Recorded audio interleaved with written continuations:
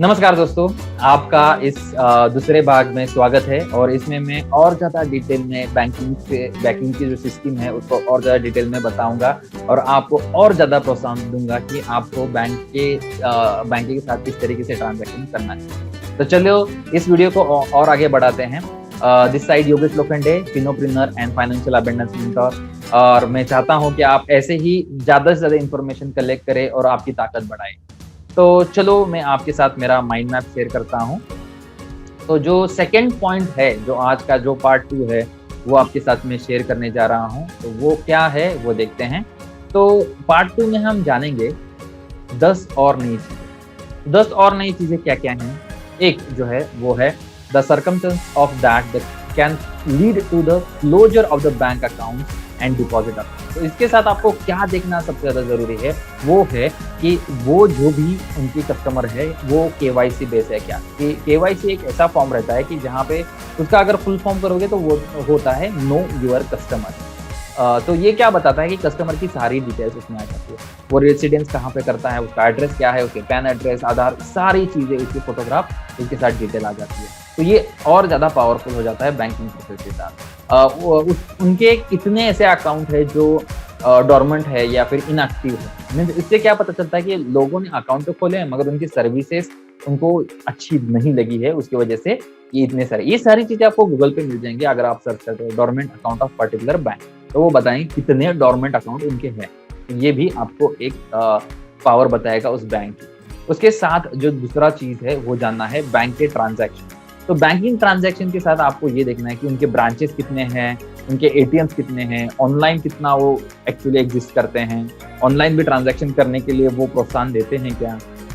उसके साथ उनके पास उनके कॉल कस्टमर केयर के नंबर है क्या, मोबाइल से भी हाँ आप कर सकते हो क्या, एसएमएस भी फैसिलिटी है क्या। तो ये सारी चीज़ें ईजी टू ट्रांजैक्शन, जैसे आप ये सारी चीज़ें यूज करके आपके ट्रांजैक्शन कर सकते हैं ज़्यादा से ज़्यादा। अगर हम ब्रांच के साथ अगर जाते हैं तो ब्रांचिंग बैंक कितनी है और ऑनलाइन कितनी बैंकिंग है ये भी देखना ज़रूरी है। तो ऑनलाइन के साथ अगर देखते हैं तो ऑनलाइन में उनकी फीस कितने हैं ट्रांजैक्शन के साथ, उनका 24/7 कस्टमर केयर है क्या, कन्वीनियंस कितना है, मैं कितनी इजीली ट्रांजैक्शन कर सकता हूँ, कितना फास्ट है, एनईएफटी करता है क्या, आईएमपीएस है क्या उनके साथ, या फिर आरटीजीएस है क्या। ये सारी चीज़ें जो है ना ये देखना बहुत ही ज़्यादा ज़रूरी है। और उसका कितना इनएक्सपेंसिव है ट्रांजैक्शन, ये भी देखना सबसे ज़्यादा ज़रूरी है जब ऑनलाइन के साथ जाते हैं। उसके बाद जो है transaction available through online banking अगर हम देखते हैं तो ऑनलाइन ट्रांजैक्शन के साथ जो फंड ट्रांसफर कर रहे हैं वो फैसिलिटी कितनी इजी है, फंड ट्रांसफर कितना इजी है वो देखना जरूरी है। उसमें भी ऑप्शंस बहुत सारे आप चूज कर सकते हो, एनईएफटी है, आरटीजीएस है, आईएमपीएस है। मैं उससे ऑनलाइन मेरे जो भी क्रेडिट कार्ड के बिल्स है, लाइट बिल्स हो, कार का लोन हो, जो भी चीज़ें हैं ये मैं पे कर पाता हूँ कि नहीं, ये भी देखना बहुत ज़्यादा जरूरी है। क्या मैं ऑनलाइन उसको एफडी ओपन कर सकता हूँ क्या, अप्लाई फॉर लोन ऑनलाइन कर सकता हूँ क्या, मेरे जो भी अकाउंट ट्रांजैक्शन है वो ऑनलाइन देख सकता हूँ क्या, हिस्ट्री जो भी है, जो भी मेरे क्रेडिट कार्ड के एक्सेस है वो वहाँ से मैं देख सकता हूँ क्या। तो ये सारी चीज़ें आपको देखना ज़रूरी है ताकि वो आपको ज़्यादा पावर देगा। नहीं तो क्या हो जाएगा कि एक जगह पे इसका एक्सेस है, इस जगह पे इसका एक्सेस है, कितना ट्रांजैक्शन हो रहा है, क्या हो रहा है, कुछ भी आप ट्रैक नहीं कर पाओगे। इसके साथ हमें ये देखना भी जरूरी है कि इसका प्रोज और कॉन, इसके बेनिफिट्स और डिसबेनिफिट्स कितने हैं ये भी देखना आपको ज़रूरी है।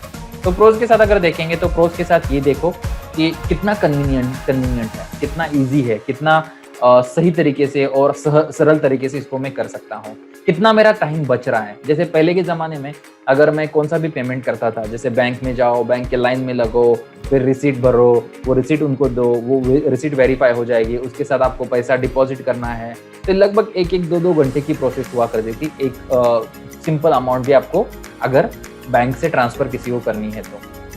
चेक के साथ अगर देखेंगे तो चेक में भी 1-2 दिन का समय चला जाता है। और वही चीज़ें अगर एटीएम कार्ड में पैसा निकालने के लिए आप देखोगे तो वो कितना टाइम बचा रहा है, कितना इजी ऑफ ट्रांजैक्शन हो चुका है। ऑनलाइन आप पैसे भेज सकते हो और कहाँ पे भी अगर फ्रॉड की चीज़ें आपको लगती है कि मेरा पैसा नहीं पहुँचा है तो 24/7 बाय जो कस्टमर केयर है उनको आप कॉन्टैक्ट करके देख सकते हो।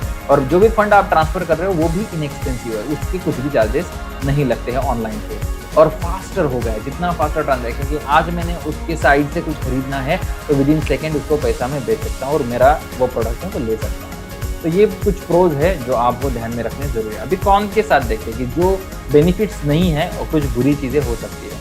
तो क्या क्या बुरी चीज़ें हैं कि लैक ऑफ पर्सनल जो सर्विसेज है, कि कुछ भी चीज़ें हैं कि मुझे पता नहीं है ये सारी सर्विसेज, जिसकी वजह से मैं यूज़ नहीं कर पाता हूँ।